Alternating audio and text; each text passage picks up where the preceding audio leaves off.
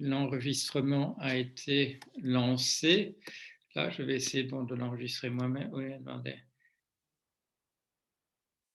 Alors, je crois que ça n'a pas été lancé, l'enregistrement. Ça, ce serait dommage parce qu'on voudrait quand même avoir… Ah si, voilà, je vois, ça s'allume. Recording. Donc, on a commencé. Merci Géraldine. Et allons-y. Voilà.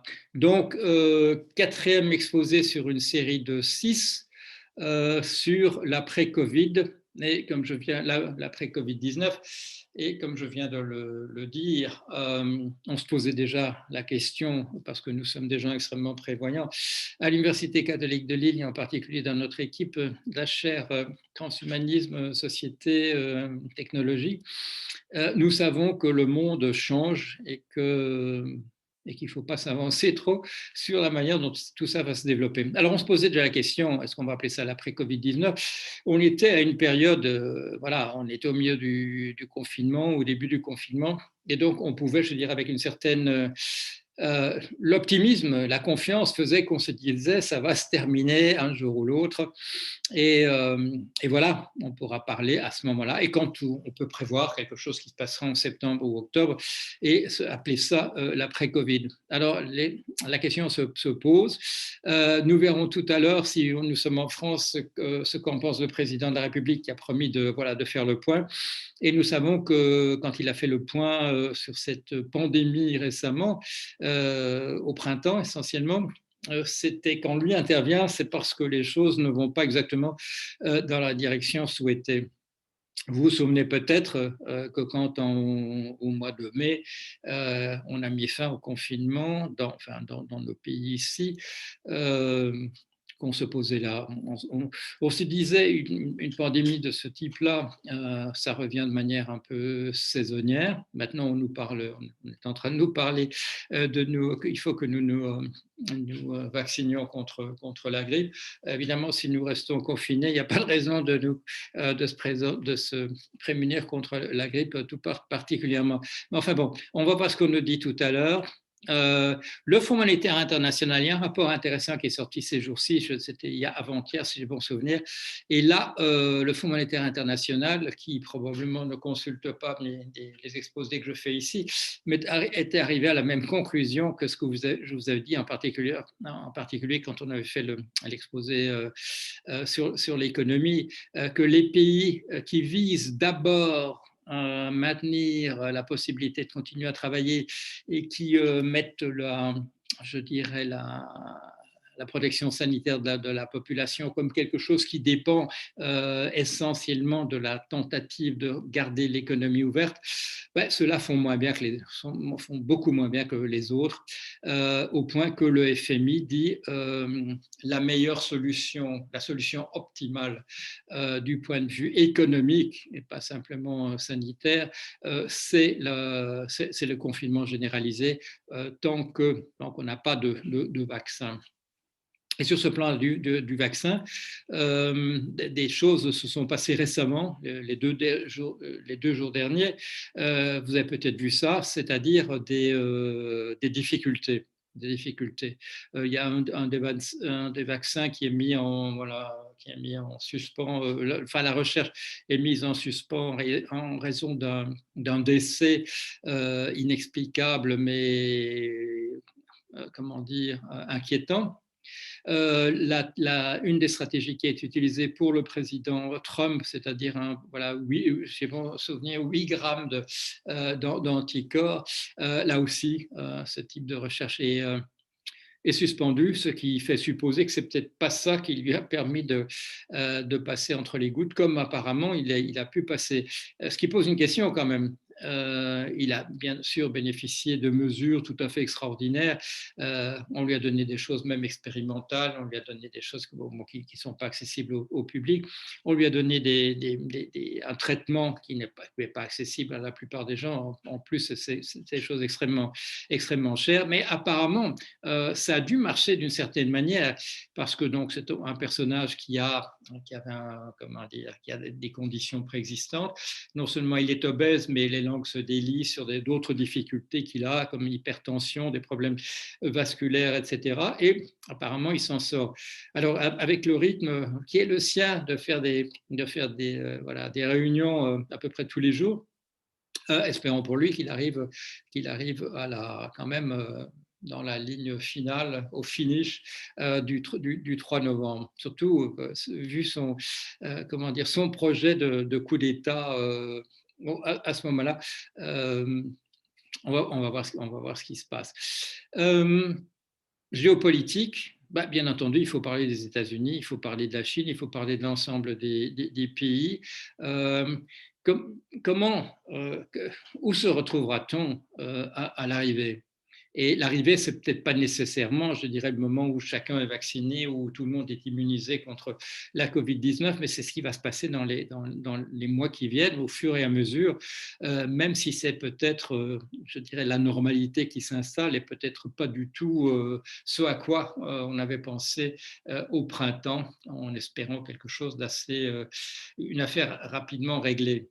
Alors, les vaccins, je viens de le dire, on savait déjà, et ça je l'avais signalé, que pour un coronavirus, développer des vaccins, ce n'est pas une affaire donnée d'avance, ne serait-ce que les sommes considérables qui ont été déjà, et les efforts considérables qui ont été consacrés à essayer d'avoir un vaccin contre le rhume, qui, dans la plupart de ses manifestations, est effectivement a pour origine un coronavirus, et qu'on est arrivé à rien. Pourquoi faire des efforts considérables pour le rhume? Parce que ça handicape quand même la population, et les entreprises peuvent sûrement faire des économies si les gens étaient moins enrhumés, en particulier vu l'organisation de nos sociétés.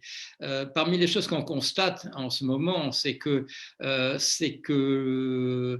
dans l'ensemble des pays, c'est que les emplois féminins sont davantage atteints par cette situation intermédiaire, cette drôle d'épidémie ou de pandémie, je reprends l'expression de drôle de guerre qui avait été utilisée dans la période où autour de 1938-1939, où la guerre avait pu être déclarée, en particulier par l'Angleterre, la Grande-Bretagne et la France à l'Allemagne, à la suite de l'invasion de la Pologne, et où rien ne se passait sur le terrain. On risque d'entrer, nous, dans une période de ce type-là, mais avec, par exemple, des fermetures d'écoles.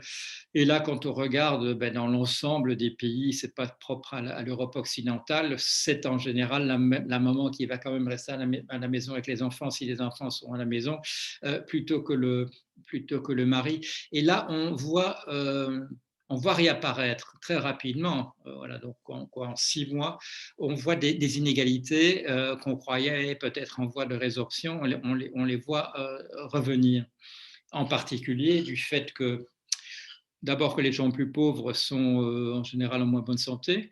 Ils ont en général des emplois dont on considère que ce sont des emplois indispensables et donc ils sont obligés d'aller travailler. C'est en général pas des emplois qui permettent du télétravail. Et donc, les choses sont plus compliquées à ce niveau-là qu'elles le seraient autrement pour d'autres types de populations. En plus, on le voit, les pays qui n'ont pas une organisation sanitaire de premier plan, les pays du tiers-monde, comme on disait autrefois, les pays émergents, comme on dit, sont parfois atteints de manière tout à fait considérable. Il faut penser au cas de l'Inde, qui maintenant est numéro 2 après les États-Unis en termes de décès. Je reviendrai sur les États-Unis. Pourquoi est-ce que ce pays, en fait, qui aurait pu être le mieux préparé, ne l'est pas? Le Brésil et de manière générale les pays d'Amérique latine extrêmement atteints, là liés à la difficulté d'avoir un système hospitalier, un système de médecine qui soit vraiment à la hauteur. Et nous savons que l'affaire n'est pas si simple à régler, puisque même dans nos pays, nous savons que la grande crise au printemps a été quand le nombre de lits pour la réanimation était insuffisant par rapport au nombre de gens qui se présentaient avec des extrêmes comme ce qu'on appelait l'effet de Bergame ou de Lombardie, de gens qui sont là dans les couloirs d'hôpitaux sans pouvoir véritablement être traités, de gens qui meurent sans avoir vu un médecin, vu l'encombrement. Alors ça, c'est au moins une leçon qui a été retenue, c'est essayer de, voilà, il y a un décompte, même on nous tient au courant de jour en jour du nombre des lits d'hôpitaux pour la réanimation qui sont occupés.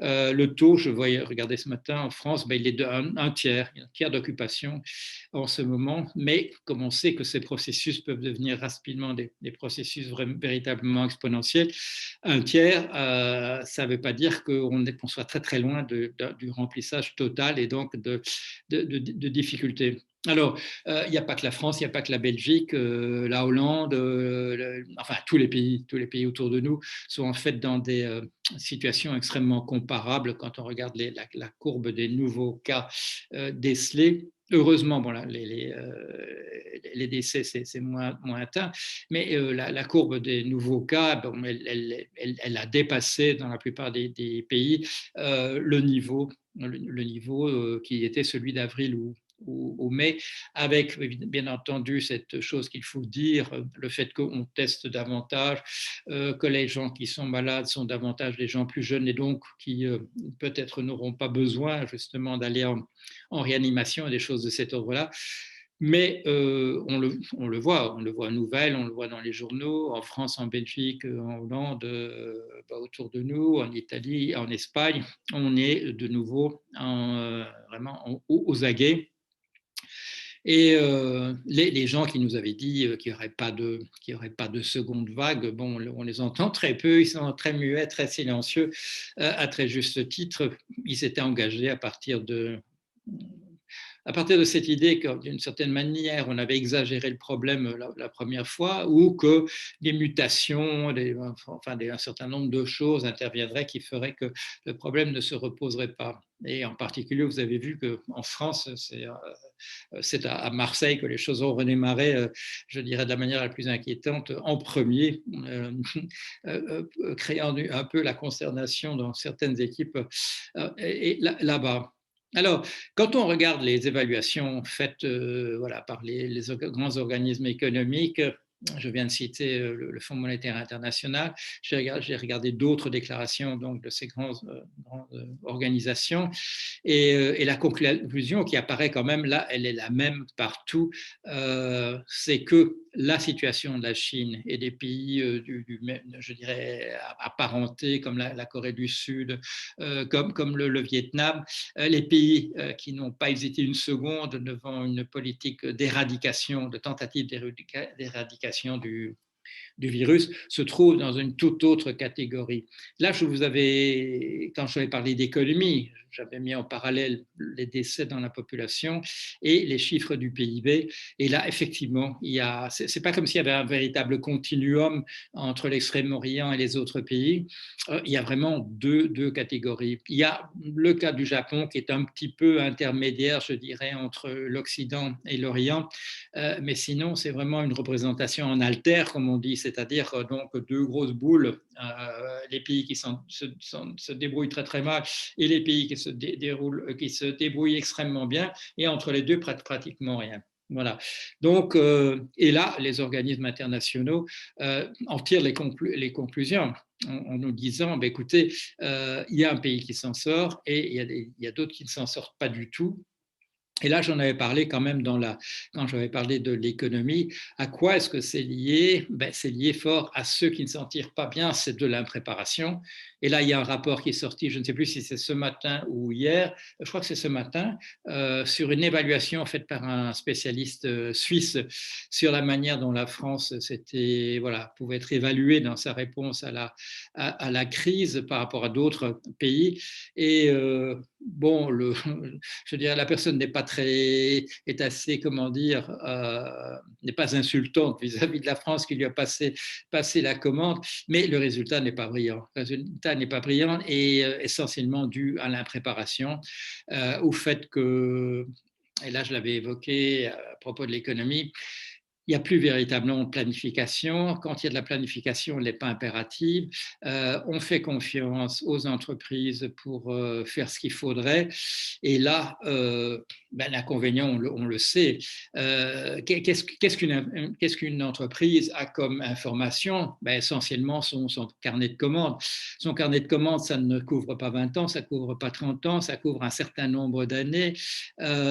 Ce n'est comment dire, c'est un petit bout de la lorgnette qui ne donne pas une vue d'ensemble. Alors, bien entendu, il y a des organisations comme des syndicats patronaux qui essayent de centraliser d'une certaine manière l'information de l'ensemble de l'industrie. Il y a aussi je dirais, des lobbies de secteurs, voilà, qui représentent l'agroalimentaire, qui représentent un secteur particulier, la production de verre, etc. Et là j'ai eu l'occasion, dans un autre contexte, de regarder ça d'un peu plus près à propos du lobbyisme à Bruxelles. À l'intérieur même d'un secteur, en général, ce n'est pas l'harmonie absolue. La concurrence joue, les points de vue sont très divergents à l'intérieur même du même secteur, et pas simplement pour des raisons de concurrence, parce que chacun prend le problème par un bout.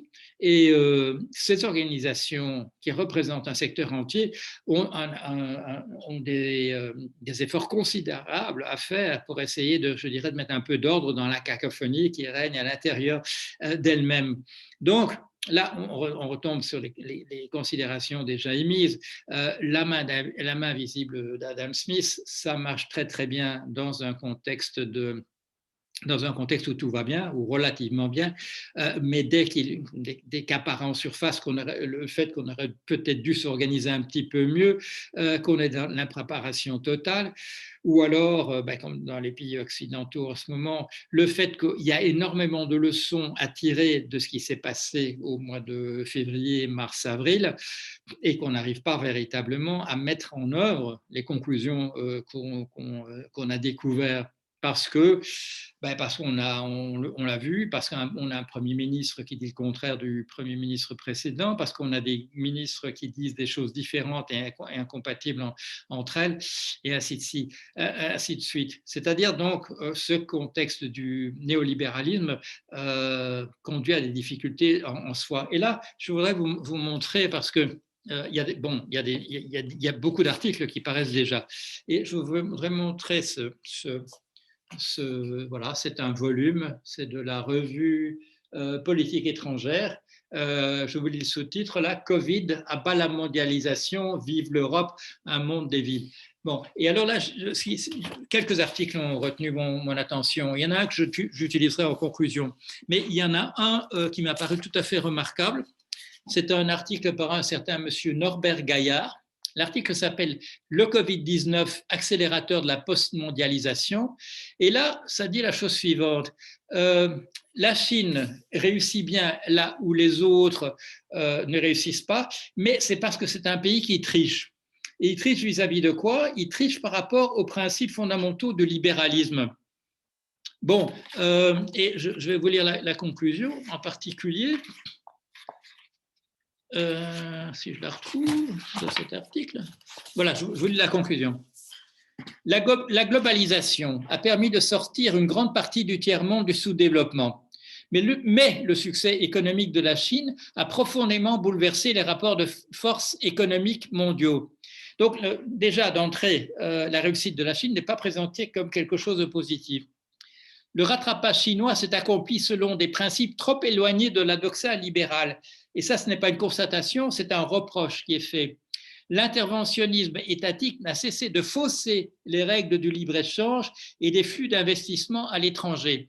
Les sociétés occidentales déclinent parce qu'elles ont été incapables de préserver une gouvernance mondiale d'inspiration libérale. C'est-à-dire que le problème n'est pas présenté là comme étant le problème du fait qu'il y a du néolibéralisme, mais parce qu'on n'arrive pas à maintenir ces principes suffisamment à l'avant-plan. Et ça, c'est de manière très classique, c'est je dirais, c'est la ligne de défense classique du libéralisme. S'il présente des défauts, c'est parce qu'il n'est pas mis en œuvre de manière aussi radicale qu'il devrait l'être. Et je reprends en particulier une une des phrases, l'interventionnisme étatique n'a cessé de fausser les règles du libre-échange et des flux d'investissement à l'étranger.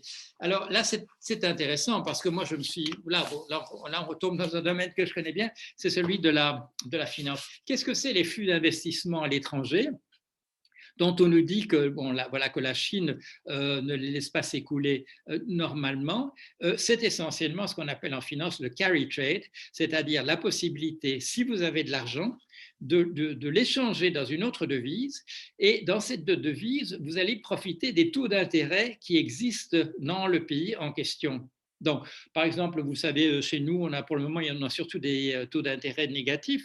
Donc, si on trouve un pays où il y a des taux d'intérêt positifs, par exemple la Chine, je vais transformer mes euros en renminbi ou en yuan, puisque c'est la même chose, et je vais aller placer mon argent à cet endroit où les taux d'intérêt sont plus élevés. Qu'est-ce que ça veut dire? Ça veut dire essentiellement, parce que j'ai beaucoup d'argent, je vais aller pomper la croissance locale, parce que c'est ça, en fait, si des intérêts peuvent être payés là, ben, c'est parce que l'économie permet de le faire.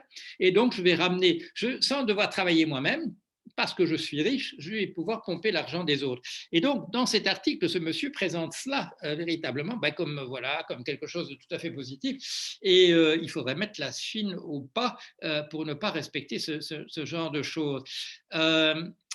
C'est un point de vue. Le fondement même du système monétaire international que proposait Keynes en 1944 à Bretton Woods, c'était le fondement même de ce principe fondé sur une monnaie de compte qui se serait appelée le Bancor, c'était précisément d'empêcher, je dirais, cette activité de prédation qui, là, nous est présentée comme quelque chose de positif et que la Chine a interdit de faire. Je lirai un autre article, enfin, je vous dirai la conclusion d'un autre des articles là-dedans, parce qu'ils ne sont pas tous aussi caricaturaux. Mais le fait est que la Chine nous pose problème, et je l'avais déjà souligné quand on parle de l'économie, mais là, maintenant, dans une perspective, je dirais, de géopolitique, on va revenir là-dessus.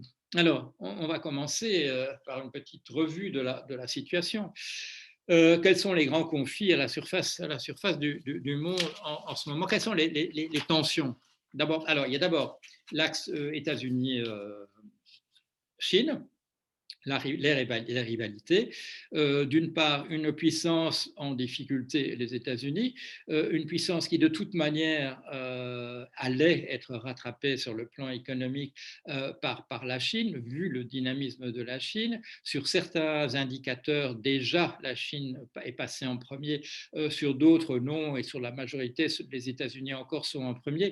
Mais avec la gestion qui a été celle de ce pays pendant 4 ans, les difficultés se sont accumulées. Et en particulier, quand je parle de l'aspect économique, comme je viens de le faire, sur la circulation des capitaux, le carry trade, le président Trump et son conseiller principal, dont j'oublie le nom, M. Navarro, qui est un économiste, mais un économiste qui apparemment ne connaît pas du tout la finance, ni lui, ni son conseiller principal, M. Navarro, n'ont compris le sens du déficit commercial des États-Unis par rapport au reste du monde. Et donc, M.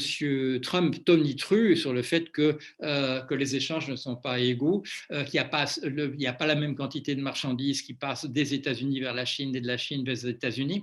Et ça, c'est parce qu'il ignore complètement le fait que, et ça c'est un Belge, c'est un certain économiste qui s'appelle Triffin, avait mis en évidence dans les années 60, si une monnaie a l'ambition d'être une devise de référence, comme l'est le dollar, elle ne peut pas avoir des échanges commerciaux qui soient équilibrés.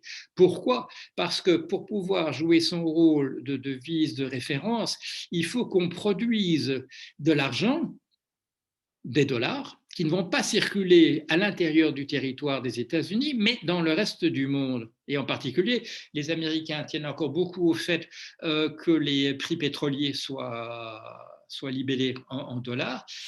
Ça a un prix. il faut pour cela que soit créé ce qu'on appelle sur les marchés financiers des eurodollars.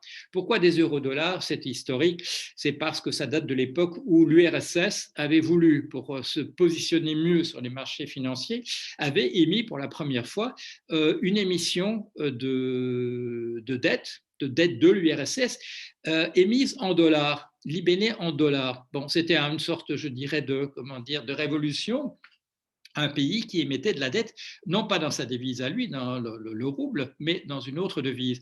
Mais ça, on a utilisé, et les Russes avaient appelé ça des euro-dollars, et donc le terme est resté. Les dollars qui circulent en dehors de la sphère des États-Unis sont appelés euro-dollars, et ils sont en quantité tout à fait considérable. Mais bien sûr, du fait qu'ils ne circulent pas à l'intérieur de l'économie américaine, il faut d'une certaine manière, l'Amérique ne peut pas échanger autant qu'avec le reste du monde, puisqu'il faut qu'il y ait une partie de cet argent qui serve à des échanges libellés en dollars en dehors du monde. Et ça, ni M. Navarro, qui n'est pas un très très grand économiste, ni M. Trump, qui écoute uniquement ce que lui dit M. Navarro, pour autant qu'il écoute quand même, n'ont compris. Et dès sa venue au pouvoir, M. Trump a dit qu'il faut absolument que la Chine achètent autant de nous que nous que nous recevons d'eux, ce qui est une aberration, c'est oublier l'effet Triffin, donc connu depuis les années 60. Si l'Amérique finissait par obtenir une égalité véritable, c'est parce qu'elle aurait en fait abandonné son rôle de devise internationale. Donc là, simplement, je dirais un cas d'incompétence totale de la part des gens qui prennent des décisions. Pourquoi? Ce n'est pas parce qu'il y a des personnes aux États-Unis qui connaissent l'effet Triffin, mais parce que ces gens qui le connaissent, ce sont des gens qui ne sont pas écoutés au niveau de la Maison-Blanche en ce moment. Vous le savez peut-être, je crois que c'était à peu près un an, quand M. Trump avait dit que le plus grand ennemi des États-Unis, ce n'était pas M. Xi Jinping ni quiconque d'autre à l'étranger, que c'était M. Jay Powell à la tête de la Réserve fédérale. Bon, tout ça, ce sont je dirais, des premières dans l'histoire des États-Unis qu'on a pu constater ici et là. Alors, premier axe de tension, donc la tension entre la Chine et les États-Unis. Chine, puissance montante, qui n'est encore très loin d'être la première puissance militaire, mais qui a des ambitions dans son environnement, en particulier dans la zone au sud, dans la mer de Chine, où il y a des gisements pétroliers qui ne sont pas de son ressort. La Chine, on l'a vu, avait des velléités d'unification, de réunification qui se sont manifestées d'abord vis-à-vis de Hong Kong, par un nouveau traité avec la Grande-Bretagne, et puis maintenant des tensions qui sont liées au fait que des tentatives d'imposer véritablement l'état de droit chinois sur Hong Kong. Et on nous parle toujours, enfin il est toujours question dans des discours plus ou moins nationalistes, plus ou moins cautionnés par le pouvoir, de reprendre Taïwan, de reprendre Formose et de la réintégrer à l'intérieur du territoire chinois. Donc, des tensions entre les États-Unis et la Chine. Je viens de donner une question de rivalité. Le fait que au moins au niveau des États-Unis, on considère que la Corée du Nord ne pourrait pas garder son régime autoritaire s'il n'y avait pas une certaine complicité de la Chine en arrière-plan, des choses de cet ordre-là. Alors, autre axe qui traverse là, je dirais, d'une autre manière, qui est là plutôt, je dirais, en filigrane, mais néanmoins actif. Qu'est-ce qui fait cette bonne entente entre M. Trump et M. Poutine, et pas seulement M. Trump et M. Poutine, mais des personnes dans l'entourage de Trump avec le régime russe? C'est la désignation en commun d'un ennemi qui serait l'islam en tant que tel et que un monde chrétien devrait défendre contre ces attaques. Alors, vous savez, bon, ce n'est pas une représentation purement imaginaire, on la retrouve un peu partout, on l'a vu en particulier avec Daesh, avec la tentative de créer véritablement un califat à l'intérieur du monde musulman, le terrorisme dans nos pays, les difficultés qui ne sont pas uniquement liées, je dirais, à des choses extérieures, mais aussi à bon, appelons ça comme on veut, la ghettoisation. On m'a posé beaucoup de questions à mon cours d'anthropologie interculturelle l'autre jour sur ce terme d'ensauvagement qui est mentionné, différentes théories complotistes sur le grand remplacement et des choses de cet ordre-là. Cette opposition entre le monde chrétien ou voilà, chrétien de manière historique ou réelle, et le monde musulman, ce n'est pas purement théorique, cela existe, et dans la bonne entente actuelle entre les États-Unis et la Russie en particulier, il y a une dimension de ce type-là. Ça a été particulièrement visible dans la première année de monsieur Trump, quand il a parlé véritablement, je dirais, au nom du monde chrétien et félicitait l'attitude russes à cet égard, d'avoir des positions très similaires. D'une certaine manière, on pourrait aussi rapprocher ça à la politique extrêmement brutale utilisée par la Chine vis-à-vis de sa minorité musulmane, les Ouïghours. Les choses sont assez compliquées parce qu'il n'y a pas que des questions de religion, il y a des questions aussi de nationalisme. Mais là, si vous le savez, c'est avec un minimum de familiarité avec le Coran et avec l'histoire du monde musulman, on sait qu'un projet religieux et un projet nationaliste coïncident à l'intérieur du Coran. C'est à la fois un texte religieux et c'est à la fois un texte de politique d'identité nationale. Et c'est écrit, je dirais, en noir sur blanc. Et quand on connaît un petit peu les événements qui ont entouré l'Hégire, on sait que c'est un projet que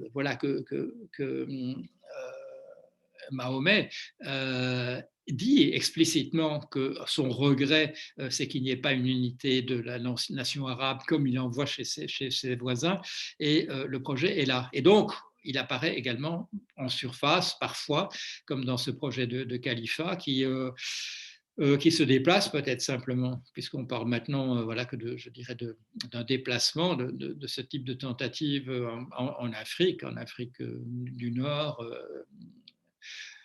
pas subsaharienne, au-dessus du Sahara ou dans la zone saharienne en particulier maintenant. Donc, deuxième axe, opposition toujours entre le monde chrétien et le monde musulman, qui ne date pas d'aujourd'hui et qui a connu des périodes de tout à fait, comment dire, de crise véritable.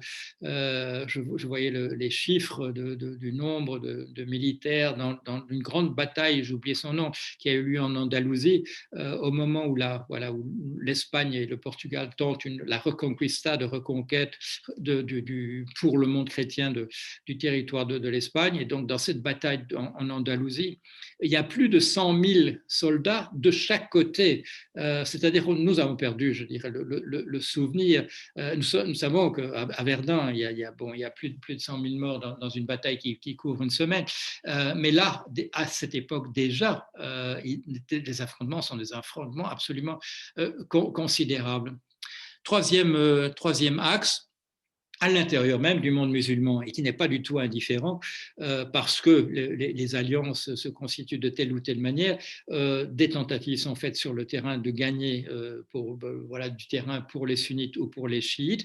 Et nous, je dirais le monde occidental, nous sommes impliqués de manière indirecte là-dedans, essentiellement sans nous poser la question de savoir si les chiites ou les sunnites ont raison, mais par rapport aux enjeux pétroliers, et nous déclenchons, nous ou nos alliés, des guerres essentiellement pour accéder au pétrole, nous le savons bien, et de manière indirecte, en le faisant, ou en signant des alliances, ou dans des traités de coopération, nous prenons de fait, nos pays, nous prenons de fait parti sur le terrain pour les chiites ou pour les sunnites, à l'intérieur d'un schisme qui n'est pas résolu, très loin de là. Là aussi, nous pourrions avoir un petit peu le souvenir de ce que ça représentait, nos guerres de religion entre protestants et catholiques n'ont rien à envier en termes de brutalité et de cruauté, mais cette guerre-là existe toujours à l'intérieur du monde musulman. Bien compliqué tout ça en termes de risque, le fait que parmi l'ensemble de ces nations, de ces 200 pays qui se trouvent à la surface de la Terre, 9 de ces pays sont des puissances nucléaires. Bien entendu, la Chine, les États-Unis, d'autres. Un pays le fait que l'Iran essaye ou non, on ne sait pas très bien, c'est pas très clair, d'obtenir des armes nucléaires en ce moment. Un autre pays, Israël, n'a jamais reconnu posséder des armes thermonucléaires, alors que tous les spécialistes de cette question considèrent que de fait, Israël est une puissance nucléaire, elle a des armes, mais ça n'a jamais été reconnu au niveau des gouvernements. Alors, la présence ou non d'armes aussi dangereuses et les armes les moins puissantes que nous avons dans des stocks tout à fait considérables qui permettraient de détruire la planète entièrement plusieurs milliers de fois, ces armes dont nous disposons, les plus faibles ont une puissance de l'ordre de 100 fois ce qu'on a pu voir à Hiroshima et Nagasaki. Donc, c'est une puissance de feu tout à fait considérable. Dans un climat où existe non seulement une opposition de type guerre froide entre les pays qui étaient impliqués, qui peut toujours être ravivée, en particulier dans des incidents mal maîtrisés, comme on voit en général pour déclencher des guerres, mais aussi dans des zones de tension qui existent à la surface de la Terre. L'Inde et le Pakistan, qui sont en constant, je dirais, conflit sur leurs frontières, sont deux puissances nucléaires. Les conflits se sont développés récemment entre l'Inde et la Chine, là aussi deux puissances nucléaires. La présence, voilà, bien entendu, en Israël, dans un monde où les hostilités n'ont jamais véritablement disparu entièrement et réapparaissent régulièrement faute de véritables tentatives, ou peut-être pas de tentatives, mais en tout cas faute de résoudre les problèmes sur le terrain. Tout cela nous pose des difficultés considérables. Alors, où est-ce que nous en sommes? La situation des États-Unis, il est très difficile de dire quoi que ce soit avant le 3 novembre, et même peut-être après le 3 novembre, vu les velléités séditieuses du président actuel, qui a des tas de possibilités liées au pouvoir d'être président dans la période de flottement qui existera nécessairement. Pourquoi est-ce qu'il y aura une période de flottement? Parce qu'il y aura un décompte de bulletins par correspondance et un certain nombre d'États n'autorisent pas le décompte des votes par correspondance avant la date de l'élection. Donc, il y aura des retards, donc des périodes d'hésitation, même si les sondages qui sont produits ces jours-ci montrent une avance considérable de M. Biden, un écart, voilà, pour la première fois hier, dans des moyennes de sondages qui sont faits sur un nombre important de sondages par des grands instituts, l'écart dépasse maintenant les 10,2%. Mais vous savez que dans l'organisation des États-Unis, avec un système à plusieurs étages pour la nomination d'un président et surtout un système différent pour chacun des États, les choses ne sont pas évidentes. Il y a des effets vraiment de seuil, des effets non linéaires, ce qui fait que l'attention se porte en général sur les 6 ou 7 États qui sont contestés d'habitude et où justement le fait de leur mode de scrutin tout à fait particulier leur donne un rôle tout à fait important dans les décisions. Mais là aussi, dans les 6 ou 7 États qui ont été décisifs en 2016, voilà, le Wisconsin, la Floride, le Michigan, la Caroline du Nord, la Pennsylvanie, dans ces États-là, l'écart se creuse quand même en faveur de Biden en ce moment même. Et surtout, différence considérable, il y a alors même que Hillary Clinton avait pu sembler se dégager par rapport à Trump en 2016, la situation est très, très différente en raison d'une différence essentielle entre Biden et Clinton aux yeux de l'opinion, c'est que à la veille de l'élection, il y avait Trump et Hillary Clinton avaient tous les deux 59% d'opinion défavorable dans la population. Et là, ce n'est pas du tout le cas pour. Maintenant, Trump, ces jours derniers, a fait un peu de son retard. Il est à 53% d'opinion défavorable. Mais Biden, la situation tout à fait différente. Il a 52% d'opinion, mais favorable. C'est-à-dire, c'est absolument différent. Il n'est pas du tout dans la même situation que Hillary Clinton, une différence de l'ordre de 15 points majeur de différence avec Clinton. Ce qui ne veut pas dire que tout va se passer facilement à l'arrivée. Et puis, imaginons que Biden passe, les États-Unis ne vont pas se retrouver du jour au lendemain dans la situation où ils étaient du point de vue international comme ils l'étaient en 2016. Beaucoup de choses ont changé, beaucoup de juges ont été remplacés. Vous savez peut-être en ce moment même, il y a des auditions pour la nomination d'une nouvelle juge à la Cour suprême. Et la Cour suprême, c'est un pouvoir tout à fait important aux États-Unis. C'est un organisme qui, du fait du type de mode de scrutin pour du mode de nomination des juges, il y a, je dirais, une pesanteur nécessaire du côté des opinions plutôt de droite que des idées de gauche. Et ça, c'est bon, je ne vais pas entrer dans le détail de la mécanique, ça joue de toute manière. Et puis, il y a eu un forcing de Trump pendant ces 4 années pour essayer. Il a déjà nommé 2 juges dont les opinions sont extrêmement conservatrices et il tente de le faire en ce moment avec Madame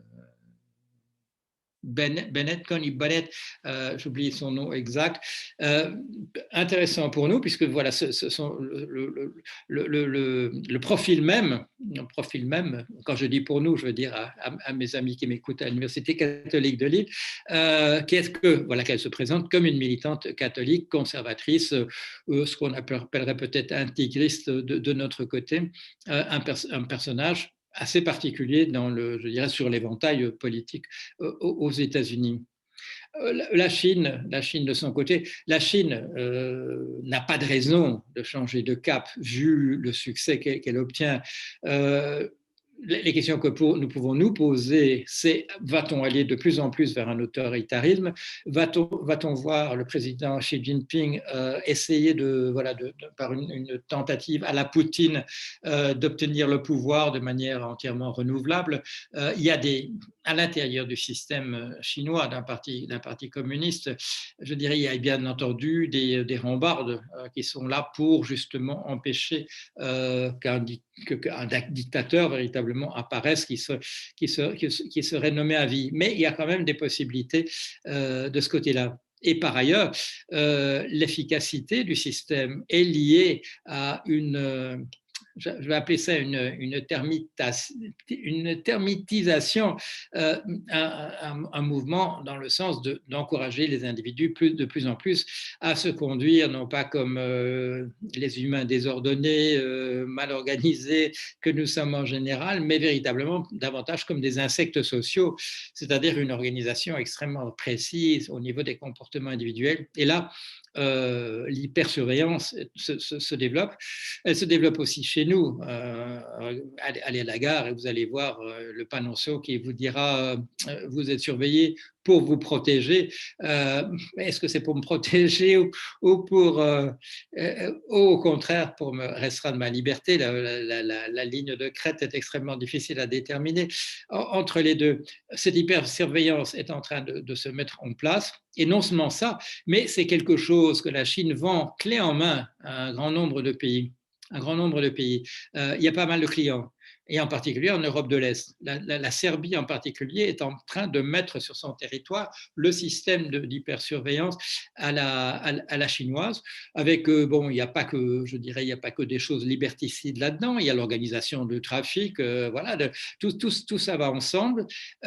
Et là, et ça, c'est une chose dont je sais qu'elle intéresse tout particulièrement Jacques, qui nous regarde en ce moment. Le fait que la Chine devient dominante dans un certain nombre de domaines qui sont des domaines neufs, lui permet de définir les normes internationales. Et ça, il y a eu récemment un très très bon article à ce sujet spécifiquement dans le Financial Times.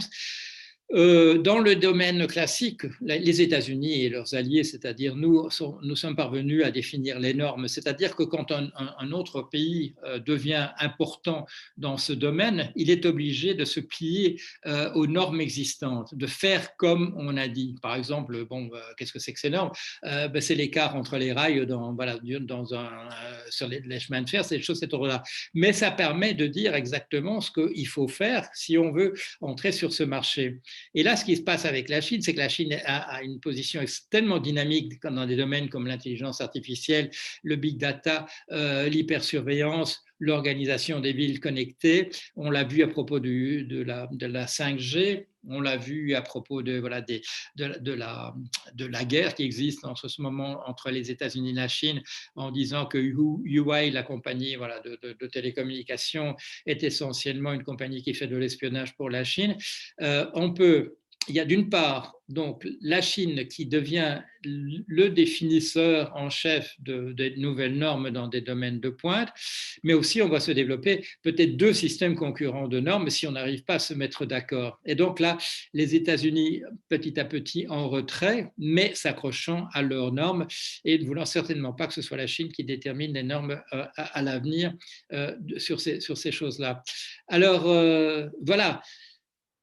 Situation compliquée, situation extrêmement compliquée. Donc là, les États-Unis en période voilà, de transition et espérons que ce soit une transition qui ne termine pas dans le drame.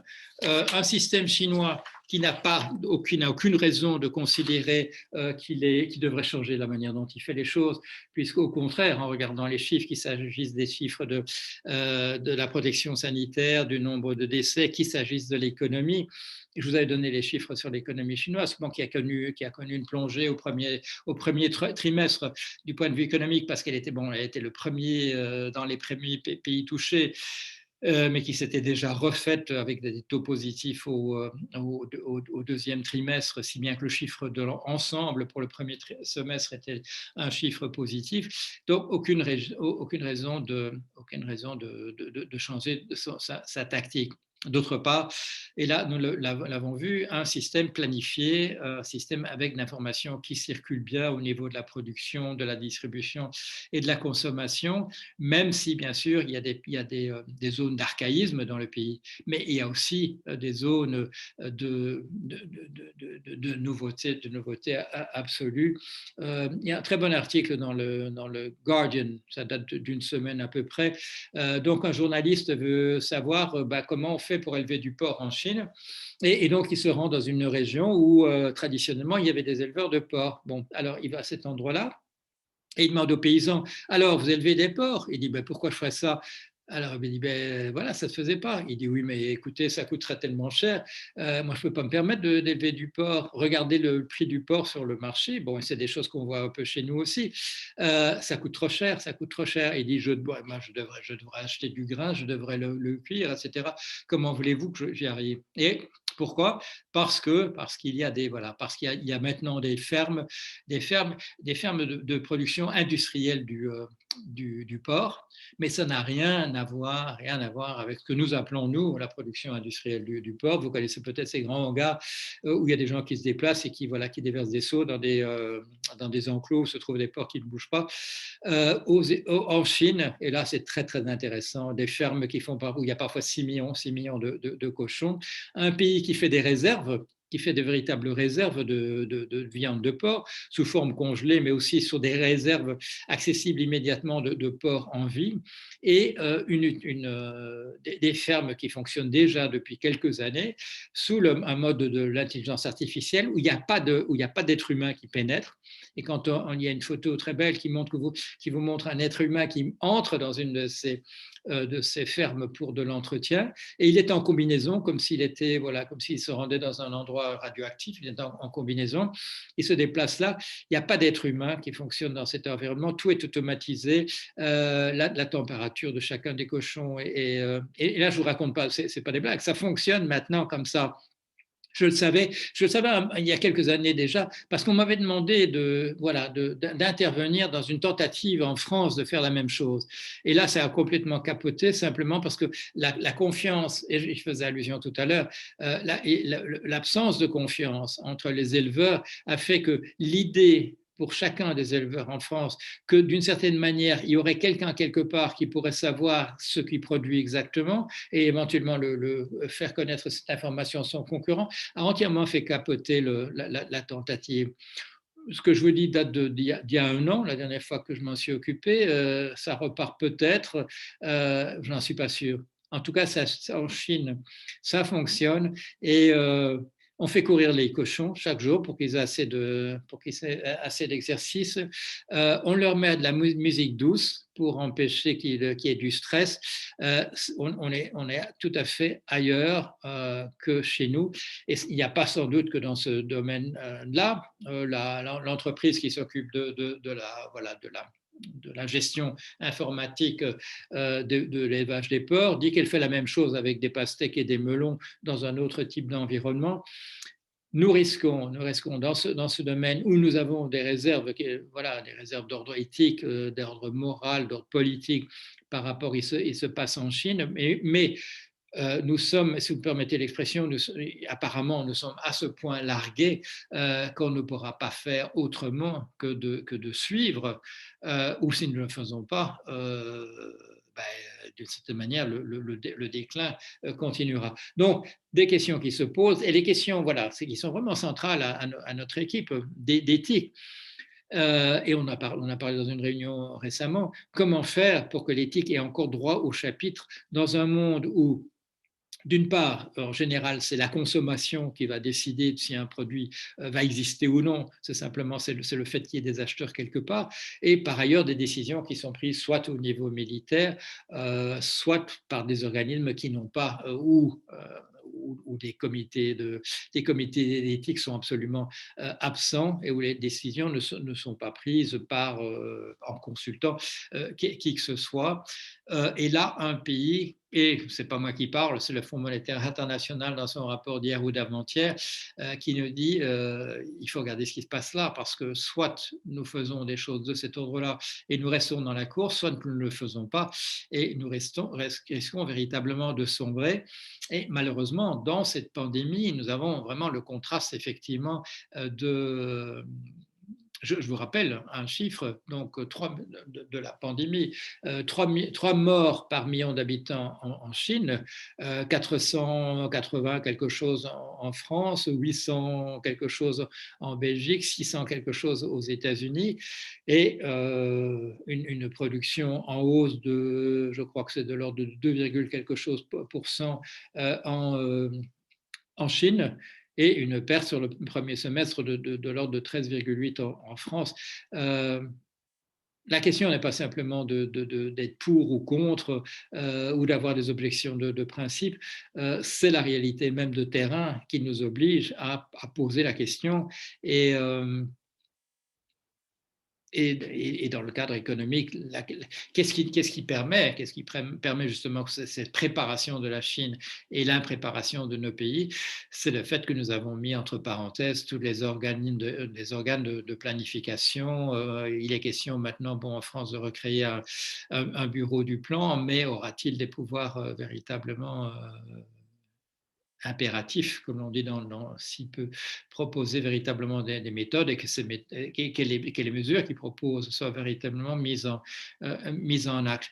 Donc, un problème qui se pose à nous, et comme dans le début d'une pandémie, chaque jour qui passe rend le problème plus aigu si nous ne l'abordons pas véritablement.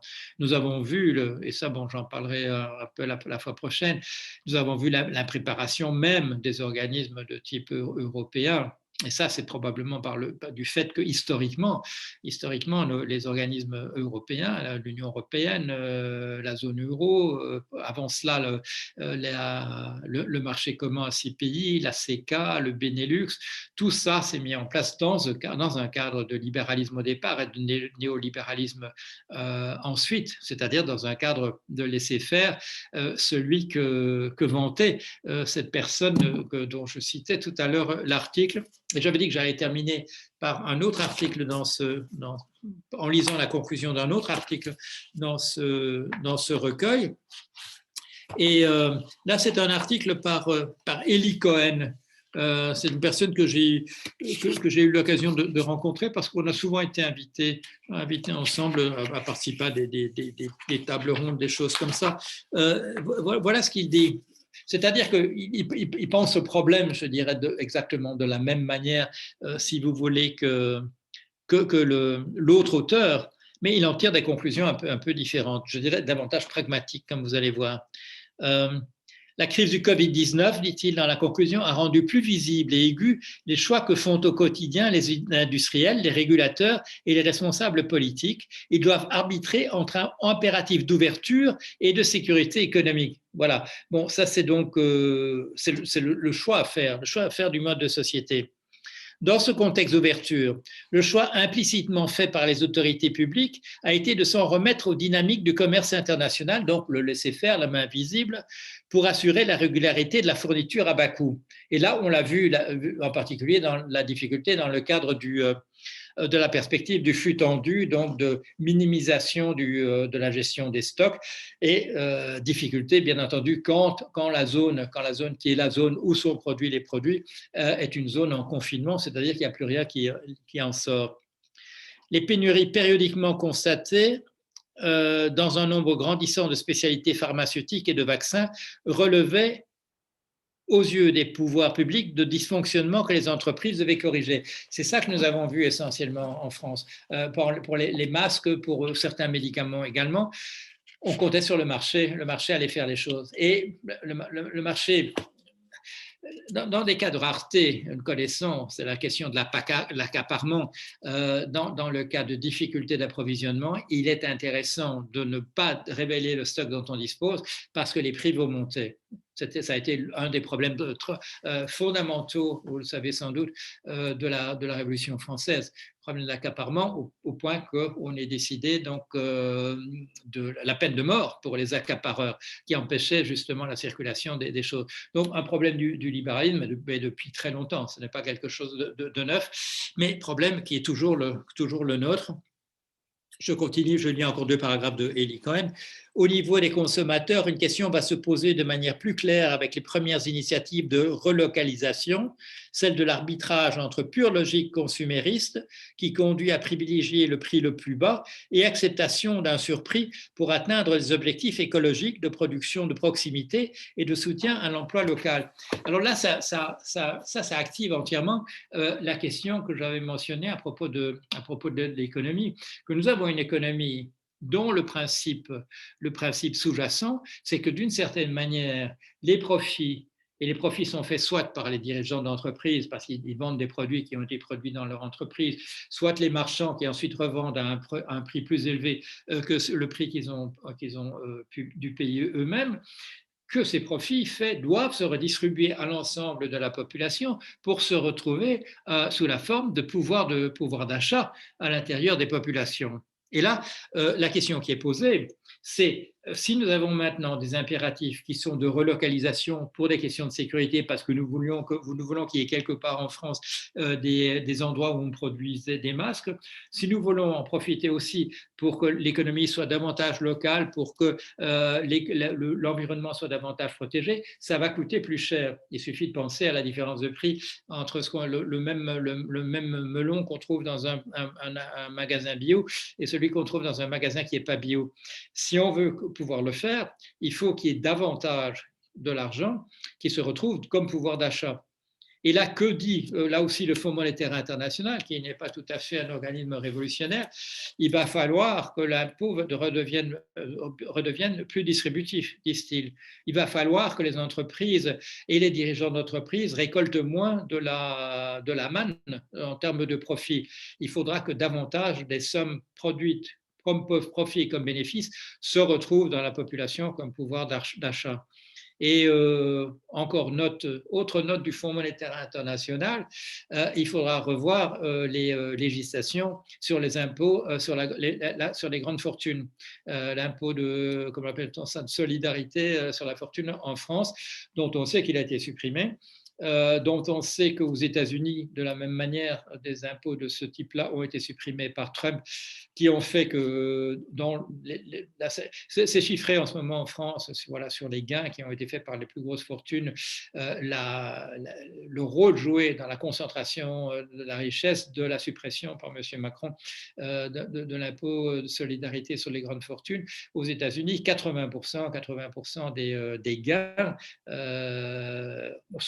se retrouvent comme des gains du 1% déjà le plus riche, c'est-à-dire donc ne font que contribuer davantage à la concentration de la richesse. Je lis encore un dernier un dernier paragraphe de M. Eli Cohen, un État ou un groupe d'États qui, au nom de la sécurité sanitaire, voudrait conserver sur son territoire la maîtrise de telle ou telle filière, devrait non seulement rompre avec la dynamique du commerce international, mais aussi interférer avec la logique des entreprises, voire décider de créer ou de gérer des firmes dédiées à l'objectif de résilience sanitaire. Alors, traduisons ça en français.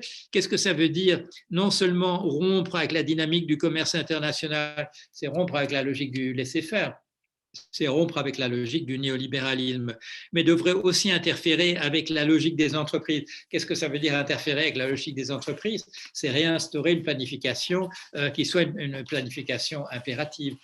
Et moi, je connais monsieur Cohen, de m'être, voilà, d'avoir débattu avec lui et de savoir que sur le plan, sur l'éventail politique, nous n'étions pas du même côté. Mais voilà donc ce monsieur qui nous dit il faudra repenser en termes de planification, il faudra remettre en cause le laisser-faire, il faudra réintroduire du protectionnisme au niveau des États.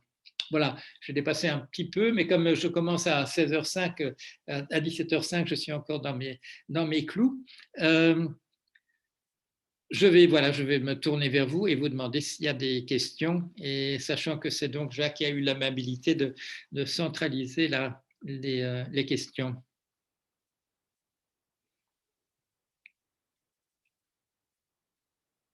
Ou alors intervenir directement. Si vous n'avez pas posé la question par le biais de l'affichage de… Il y a, attends, ce que je peux dire là, Oui, Paul, vas-y, Jacques. Oui, tu m'entends là?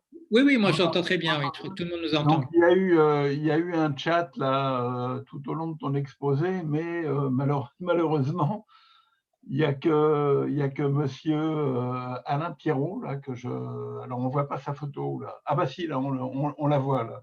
Mm-hmm. Il y a que lui et moi qui avons débattu dans le chat. Alors Ah, d'accord. Mais qu'est-ce qu'il avait envie de nous dire? je peux te poser la première question qui nous a interpellés tous les deux. Et là, s'il veut intervenir, il pourra. Oui. La première question qui nous a interpellés, c'est quand tu as expliqué que la Chine trichait, quoi. Hein, donc moi, j'avais mis sur le chat que je trouvais l'argument un peu facile. Et puis, donc lui, il en a rajouté un petit peu. Mais je laisse poser ta question. Oui, non, mais là, il faut que je précise tout de suite avant qu'on entre. Non, là, c'était une citation. C'était une citation uniquement de ce monsieur dont je vais retrouver le nom, monsieur Norbert Gaillard. Voilà. Monsieur Norbert Gaillard nous disait, oui, on est d'accord que la Chine se débrouille beaucoup mieux que les autres, mais il n'en tirait absolument pas un argument en disant il y a là peut-être un exemple donc des choses qu'il faudrait faire. Au contraire, il disait et c'est l'argument des gosses voilà, qui sont les mauvais perdants, bien entendu, dans le jeu, de dire oui, mais c'est parce qu'il a triché. Alors, il y a des gens qui trichent, effectivement, mais ce que moi je remettais en question par cette citation, c'est qu'est-ce qui nous permet de dire, qu'est-ce qui nous oblige à penser ou à trouver normal, comme allant de soi, que la Chine devrait respecter des principes dont les résultats sur le terrain sont assez consternants. C'est un argument qu'on retrouve aussi, qu'on a trouvé souvent dans le débat sur une activité particulière. Je ne sais pas, par exemple, la gestion de l'épargne. Est-ce que c'est le public ou est-ce que c'est le privé qui se débrouille le mieux? Bon. Et là, dans ces débats qui existent depuis Mathusalem, je dirais, en tout cas depuis le 19e siècle, l'argument a toujours été le même. Quand on voit que c'est la gestion du service public qui est la plus efficace, on dit oui, mais c'est normal puisque l'État peut faire ce qu'il veut, puisque ceci et cela, etc. C'est-à-dire que le fait que l'État le fasse le mieux est à ce moment-là brandi comme une critique supplémentaire en disant oui, mais c'est parce qu'ils ne respectent pas justement la logique du profit. C'est parce que les administrations ne doivent pas faire du profit à l'arrivée. Ça a changé, bien entendu, puisque maintenant, de plus en plus, on demande aux administrations de faire comme le privé. On demande même aux chercheurs de faire comme s'ils étaient sur un terrain de foot pour essayer de gagner en publiant davantage que les autres. Mais Mais c'est un argument classique, c'est un argument du libéralisme, classique du libéralisme. Nous faisons beaucoup mieux, et dès qu'on apporte des preuves en disant oui, mais non, vous faites en réalité beaucoup moins bien quand on regarde les chiffres, on disait oui, mais c'est parce que vous n'êtes pas obligé de respecter le principe du libéralisme. Et si je citais ce monsieur, c'était pour dire que c'est lui qui décide que la Chine devrait respecter les règles du libéralisme et que si elle ne le fait pas, c'est parce qu'elle triche par rapport à des choses que tout le monde devrait respecter. Qu'est-ce qu'il fait? Il dit on joue, mais c'est moi qui détermine les règles. Bon, et je peux dire aussi du coup que c'est vous qui trichez et que vous ne les respectez pas. Donc simplement pour vous dire que quand j'ai cité ce monsieur, ce n'était pas pour aller dans son sens, c'était pour dire, comme je viens de le dire, ou bien la Chine fait moins bien que nous et on dit mais c'est normal parce que c'est un système communiste, ou bien elle fait mieux, mais on dit ah c'est parce qu'elle ne respecte pas les règles du libéralisme. C'est-à-dire qu'elle perd dans l'évaluation de ce qu'elle fait. Elle perd de toute manière. Voilà. C'est pile je gagne et pile et face tu perds. Voilà, c'est exactement ça. Ouais. Et Paul, je te suggère qu'on passe la parole à Alain Pierrot, là. Oui, Hein, bien sûr, bien il sûr. faudrait qu'il branche son micro, là, parce qu'il a envoyé beaucoup de messages là, sur le chat, alors il peut peut-être en faire un résumé, et puis il Oui, peut monsieur, poser la question. il faudrait que vous allumiez votre micro parce qu'il n'est pas allumé. Moi, je peux voir que votre micro n'est pas allumé. Donc, il faut qu'en bas de votre écran, vous cliquiez sur le. C'est tout à fait à gauche en bas. Il faut que vous voyez en dessous de Et votre. activé, voilà. Voilà, c'est fait. Est-ce que vous m'entendez? Oui, maintenant vous entendez. Parfait. Désolé de Non, ce non, matin. c'est rien, c'est rien.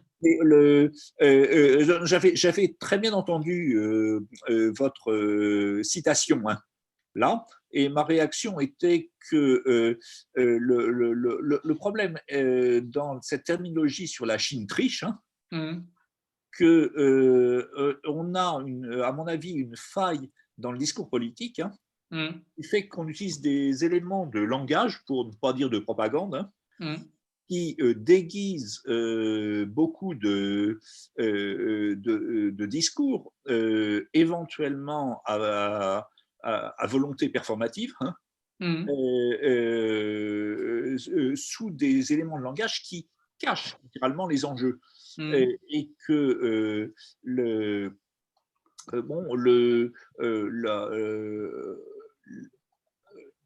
la Chine déguise des enjeux commerciaux très concrets, hein, de temps en temps, dans les négociations internationales, derrière des éléments de langage qui, bon, éventuellement sont condamnés parce qu'ils seraient illibéraux ou autres. Et dans le domaine, il me semble que la Chine défend mordicus un certain nombre d'enjeux de croissance avec des outils de mesure de la croissance. Et là aussi, Monsieur Jorion, je serais extrêmement ravi que vous consacriez du temps dans votre séminaire à l'analyse des outils de mesure de la croissance et du profit, hein, Oui, oui. où vous êtes, je crois, assez expert, Mm. pour dire qu'est-ce qu'il faudrait faire pour avoir des outils annuels, hein, de mesure de l'efficacité des outils qui sont mis en œuvre Oui. vis-à-vis de volonté politique. Oui. Oui, je ne sais pas si vous avez assisté au deuxième exposé où j'ai parlé de l'économie. Non, je suis malheureusement venu un peu tardivement sur votre blog, Oui, mais oui. comme j'ai vu que vous les aviez enregistrés, je me fais un devoir de les écouter d'ici la semaine prochaine. Parce qu'en particulier dans le deuxième exposé, j'avais un peu anticipé votre reproche. C'est-à-dire que quand j'ai voulu utiliser deux chiffres pour évaluer, je dirais d'une certaine manière, l'efficacité de nos gouvernements dans la crise, j'ai pris donc le nombre de morts par million d'habitants Oui. dû à la pandémie, et j'ai utilisé de manière très classique le PIB, le produit intérieur brut, mais j'ai tenu, mais je crois que j'ai consacré quand même 10 minutes, un quart d'heure, à dire qu'est-ce que c'est exactement ce PIB. Voilà. Et donc, le PIB, donc, c'est une somme de valeurs ajoutées. Et des valeurs ajoutées, en fait, pour aller vite, c'est essentiellement ce qu'on appelait autrefois des profits et des bénéfices. C'est-à-dire que nous n'évaluons notre capacité à faire,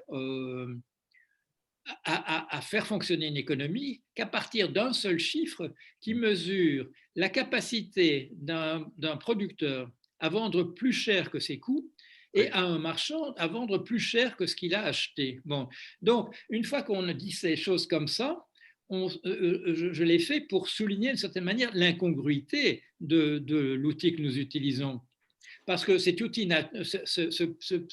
cette somme de valeur ajoutée n'a un sens par rapport à l'économie dans son ensemble que uniquement si on parvient à faire, comme je l'ai dit tout à l'heure, que si on parvient à faire, à transvaser d'une certaine manière ces profits faits par des gens qui sont, je ne vais pas dire des profiteurs parce que le terme est un terme négatif, péjoratif, mais des gens qui sont capables de faire du profit, c'est uniquement parce qu'on leur reprend cet argent d'une certaine manière pour le distribuer, pour qu'ils se retrouvent en pouvoir d'achat dans les populations, que l'économie va pouvoir fonctionner. Donc, réflexion quand même, ce qu'il faut souligner vis-à-vis des gens qui nous disent oui, mais moi je gagne beaucoup d'argent, donc c'est très très bien.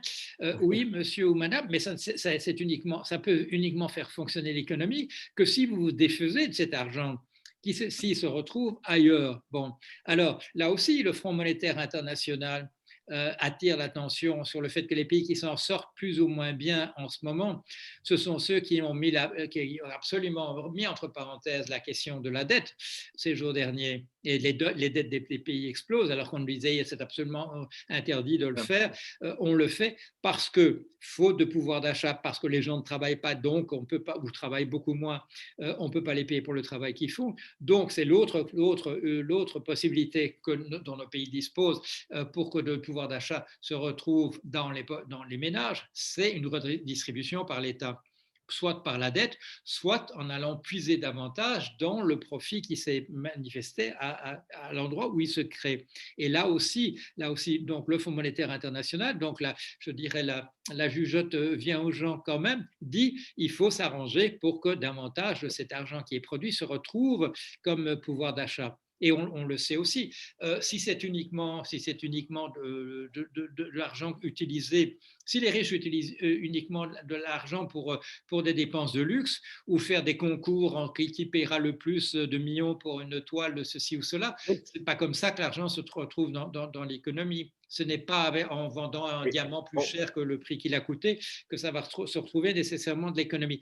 Donc, il faut réfléchir à ça.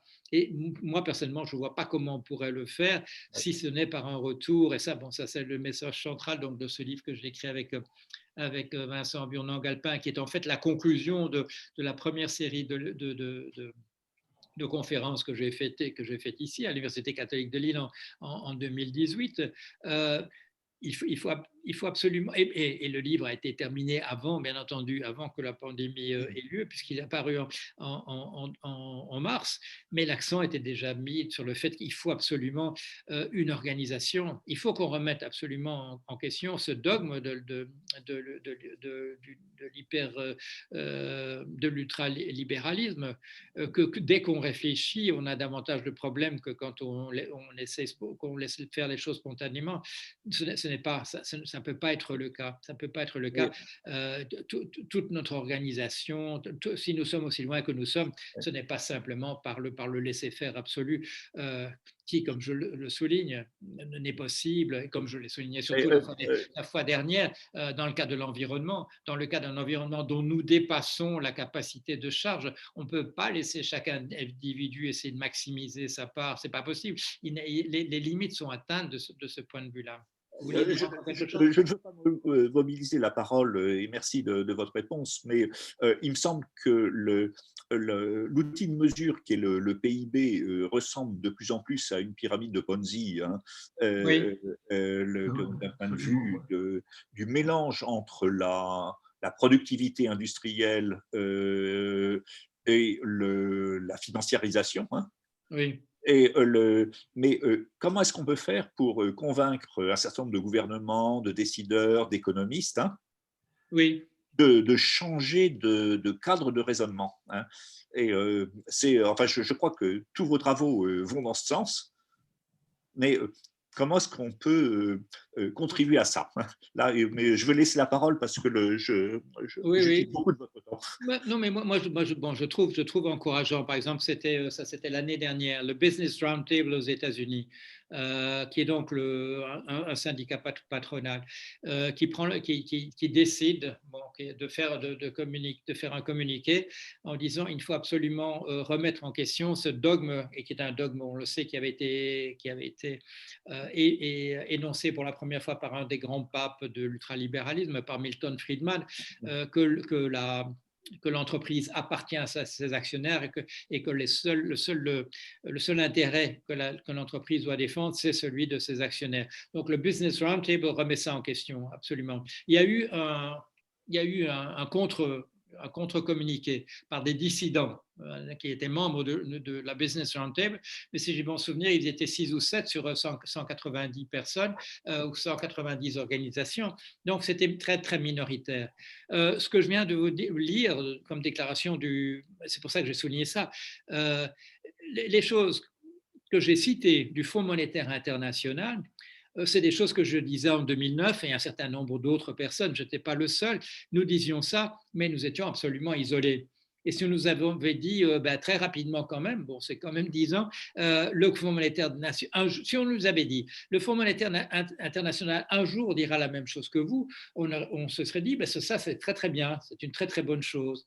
Et c'est pour ça que j'ai cité donc ça. Et j'ai voulu citer aussi Monsieur Eli Cohen, parce que moi, j'ai le souvenir que dans des débats en particulier autour des années 2009 et 2010, il n'aurait jamais. C'est moi qui aurais dit ça, ce que lui dit là dans sa conclusion. Et lui, il s'y serait opposé de manière véhémente. Donc, les choses avancent, les choses avancent. Nous voulons toujours que ça se passe le lendemain. Moi, je dis que je suis un optimiste et on me dit, mais ce n'est pas vrai du tout parce que vous nous dressez toujours des portraits apocalyptiques de la situation dans laquelle on est. Mais en même temps, je suis optimiste parce que les choses bougent. Parce que quand on me dit à la fin d'un débat, oui, mais vous n'êtes pas fatigué de prêcher dans le désert, je dis, je ne prêche pas dans le désert. Je sais que je ne prêche pas dans le désert. Je sais bon, que quand je vais, qu'on me nomme un comité consultatif et puis qu'on ne prend pas on n'applique absolument pas les mesures, c'est dommage. Mais les choses avancent. Nous sommes pressés et le temps presse par ailleurs. Nous savons que tous les problèmes de type environnementaux sont extrêmement pressants et urgents et nous voyons que nous n'allons pas assez vite. Encore tout à l'heure, je vois la température monte au fond des océans beaucoup plus vite que ce qu'on avait prévu. En 2020, on a déjà ce qu'on avait prévu pour 2035 et on voit ça absolument partout. Ça va très très vite. La dévastation de la Californie, de l'Australie par des incendies, on nous avait prévu ça pour 2045 ou 2055, c'est là, c'est déjà là en ce moment. Donc, il faut aller très vite. Mais je ne désespère pas. Ça avance, ça avance. On m'avait posé la question, c'était au CEBIPOF la semaine dernière. On me dit, mais voilà, vous prenez la planification, eh ben, vous voyez, vous n'auriez pas, s'il n'était pas nécessaire que vous le fassiez, puisque M. Macron, il en a parlé immédiatement. Et là, j'ai dit aux gens du CEVIPOF, écoutez, M. Macron l'a dit dans un paragraphe qui était un copier-coller de notre livre, donc je suis très content et je ne vais pas cracher dessus, c'est une bonne idée. Est-ce que ce sera de la planification comme nous le proposons, Vincent Burnand-Galpin, ou non? Je ne sais pas. Mais je vois ce matin qu'on me demande à l'ESSEC de venir expliquer ce que je vous dis là en ce moment. C'est quoi? C'est dans 15 jours, quelque chose comme ça. Je suis très content que ça ait été à Sciences Po la semaine dernière, HEC il y a 15 jours, et que ce soit l'ESSEC la semaine prochaine. Je trouve que les choses vont dans la bonne direction. Voilà. Merci. Je vous en prie. Bon, alors, Quelqu'un d'autre? sur le chat, là, alors, il faudrait que des gens qui n'ont pas contribué au chat posent des questions. Oui. Sans ça, il y en a une autre, moi, qui m'avait amusé, là. Oui. Alors, c'est toujours d'Alain Thiraud, là. Et ça tombe dans tes cordes parce qu'il essayait de lancer une enquête anthropologique entre les élevages de porcs bretons et chinois, là, quand il Oui. a expliqué via l'article du Guardian là, qu'il y avait des élevages de porcs où il y avait des millions de porcs en Chine, là, Oui. Oui. Oui. où les techniciens rentraient en tenue comme dans les salles blanches des Exactement, hôpitaux oui. ou du silicium. Et sachant que moi, dans mon expérience, j'ai été beaucoup au restaurant chinois, en oui, Chine. Donc j'ai oui, mangé beaucoup de porc chinois. oui, oui, C'était très bon, quoi, le oui, porc. oui, Alors, oui, oui, oui, en attente de questions qui se manifesteraient sur le chat, là, est-ce que tu oui. peux recommander cet aspect-là Ah de oui, ton oui, oui, intervention? je peux vous parler, bien entendu, de mon expérience des restaurants en Chine qui sont bien meilleurs que ceux qu'ont les restaurants chinois qu'on trouve en Europe. Je suis tout à fait d'accord. Mais je suis content qu'on ne me propose pas une tête de tortue dans ma soupe quand je vais dans un restaurant chinois en France, parce que je n'ai pas trop aimé ça, de la trouver dans mon potage en Chine. Je peux réintervenir là. Ma question Allez-y. était intermédiaire du point de vue économique en Mm, disant, bon, la Chine est en train de tuer ses petits éleveurs de cochons pour faire oui. des batteries ultra industrialisées. Mm, Bon, la France vit quand même plutôt bien de son élevage breton ultra polluant mm, mm, là, mais en intermédiaire, dans les pays qui élèvent du porc et en exportent beaucoup, il y mm. a toute la péninsule indo-chinoise qui Oui, est oui, oui. plus artisanale Mm, qu'industrielle. Et est-ce qu'il n'y a pas là des conflits industriels et anthropologiques et lourdement économiques oui. qui risquent d'advenir? Parce que tout le monde arabe ou moyen-oriental, hein, Mm, est hostile au porc, hein. mm,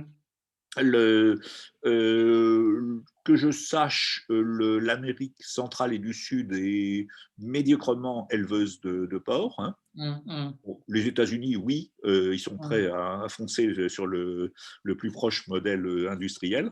mm, Euh, et sur cette production de protéines animales, mm. hein, est-ce qu'il n'y a pas lieu de lancer des études là plus sociologiques Mm, et économiques que mm. anthropologiques? Oui, mais là, cet article que je vous recommande vraiment du Financial Times sur l'industrialisation par l'IA du porc attira aussi l'attention sur autre chose. C'est le fait que à chaque nouvelle épidémie porcine, Oui. la production locale disparaît un peu plus Ah, parce qu'il n'y a pas moyen dans les petites entreprises, voilà, qu'ils appellent les petites entreprises, c'est là où il y a moins de 50 cochons dans une entreprise, il n'y a pas moyen de gérer la peste porcine. ou les différentes maladies porcines comme on le fait pour l'industriel, puisque comme c'est des environnements entièrement coupés du reste du monde extérieur, il n'y a pas d'épidémie. En particulier, il y a une épidémie de peste porcine d'origine africaine en ce moment en Chine, mais elle ne touche que les petites entreprises. Et donc l'État peut donc, même je dirais dans une perspective délibérée, mettre en avant le danger de l'épidémie pour réduire la production locale.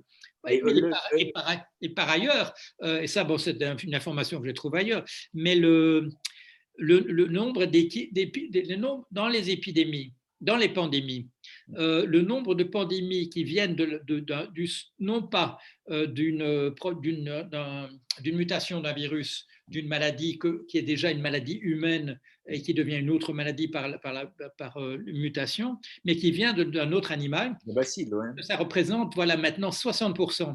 60%, et que c'est précisément dans des pays comme la Chine que la plupart de ces pandémies s'originent, ce qui veut dire que des pays comme celui-là sont d'autant plus encouragés à se débarrasser de la production locale. Ouais. Mm.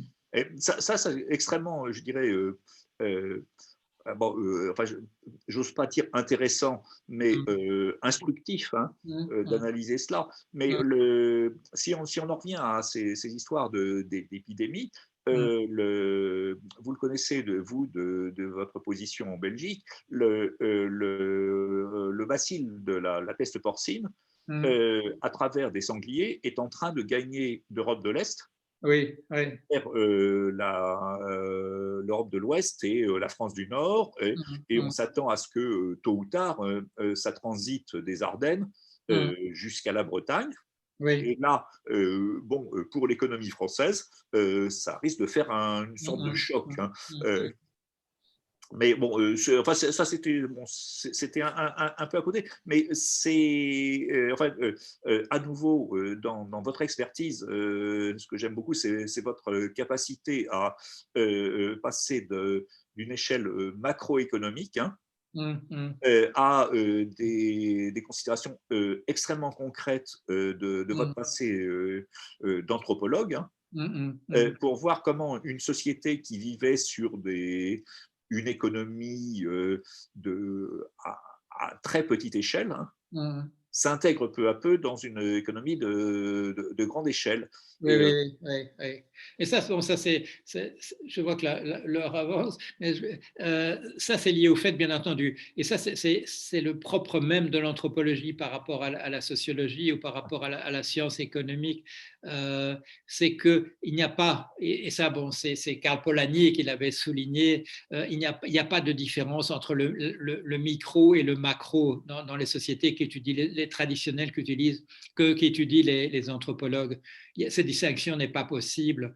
On ne peut pas prendre les choses à un niveau ou à un autre, non. Et cette idée aussi d'intrication, d'intégration, de embedding chez Polanyi pour l'économie. On traduit ça d'habitude en français par encastrement, ce qui est un mot abominable et qui ne correspond pas du tout à l'idée d'embedding, d'intégration. Il y a un continu, entre ça, je l'ai vu en particulier. Bon, la pêche en Bretagne est davantage commercialisée que la pêche en Afrique, que j'ai pu étudier de près. Mais là, il y a un continu entre le micro et le macro, entre le poisson qui est pêché et qui ira dans la famille ou qui sera vendu sur un marché parce qu'il a été séché ou il a été fumé, etc.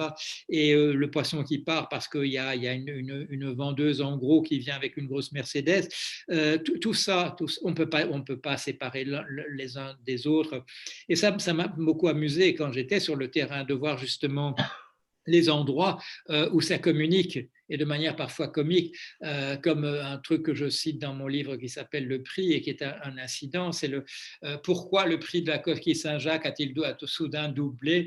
Eh bien, c'est parce qu'un groupe de journalistes qui visitaient a été confondu avec des acquéreurs possibles. Voilà. Donc, la confusion totale entre la société qui envoie des journalistes et tout à coup le prix qui augmente, parce que à l'œil des gens qui sont dans la salle des enchères, on a l'impression qu'il y a un nombre d'acheteurs supplémentaires qui apparaît. Si vous pensez à la bouteille de Klein en topologie, où il y a l'espace extérieur qui devient l'espace intérieur, c'est exactement ça. Ouais. Ça veut dire que vous réfutez beaucoup de modèles où il y a des sauts qualitatifs liés à du quantitatif. Non. Quand on passe un seuil, tout à coup, on change de… Oui. Mais il y a davantage, je pense, davantage à ce… Il y a plus de flou entre les niveaux. Oui, mais non, c'est qu'il y a une organisation qui apparaît hiérarchisée de manière très stricte. En fait, il y a des canaux cachés qui font communiquer certains des niveaux d'un niveau inférieur à un niveau supérieur à des choses de cet ordre-là. Moi, l'image qui me vient, c'est l'organisation de la titrisation qui est comme ça, avec les titres qui sont organisés à partir de grandes quantités de dettes. En fait, c'est avec une tuyauterie extrêmement compliquée qui fait communiquer différents niveaux les uns par rapport aux autres, ce qui fait que la représentation intuitive qu'on peut en avoir ne montre pas du tout le fonctionnement que ça a dans la réalité, parce qu'il y a trop d'effets, je dirais, invisibles à première lecture, à un premier niveau de lecture. Je crois qu'il va falloir qu'on arrête. Est-ce que je vais quand même de poser la question si quelqu'un d'autre que mes deux intervenants jusqu'ici a envie de poser une question pour terminer. J'avais vu que Pierre-Yves Dambrine, qui est un grand lecteur de mon blog et dont je sais qu'il connaît très très bien la Chine, je vois malheureusement qu'il a disparu, sinon je lui aurais directement posé une question sur ce que nous venons de dire. Quelqu'un d'autre encore ? Non, eh bien, je vais remercier Géraldine pour l'organisation. Je vais remercier Jacques pour avoir joué le rôle de Monsieur Loyal. Et je vais vous donner rendez-vous. Ce sera Ah, il y a quelqu'un qui applaudit, ça c'est très gentil. Je ne savais pas que c'était possible avec une petite main. Merci beaucoup, monsieur. Et donc, je vous donne rendez-vous la semaine prochaine au même endroit, à la même heure. Et là, nous parlerons plus spécifiquement de la France et de l'Europe, bien que, évidemment, je n'ai pas pu m'empêcher de déjà parler de l'Europe et de la France en parlant d'autres sujets comme l'économie, la pandémie elle-même, etc. Nous aurons comme information supplémentaire d'ici là, certainement, la déclaration du président de la République en France. Et j'essaierai aussi, puisque nous sommes de fait comment dire, en distanciel, mais nous ne sommes pas loin de la frontière belge, je vais continuer à faire comme j'ai fait maintenant, c'est-à-dire de donner de l'information qui parfois aussi est pertinente aussi pour la Belgique. Je vais donner un chiffre quand même parce que je voulais le dire tout à l'heure, je ne l'ai pas dit. Les États-Unis produisent 70 000 ingénieurs chaque année et la Chine 600 000. Voilà. Voilà. Bien, merci à vous d'avoir été là et à la semaine prochaine. J'espère que vous serez là à la semaine prochaine. Merci. Allez, au revoir. Au revoir.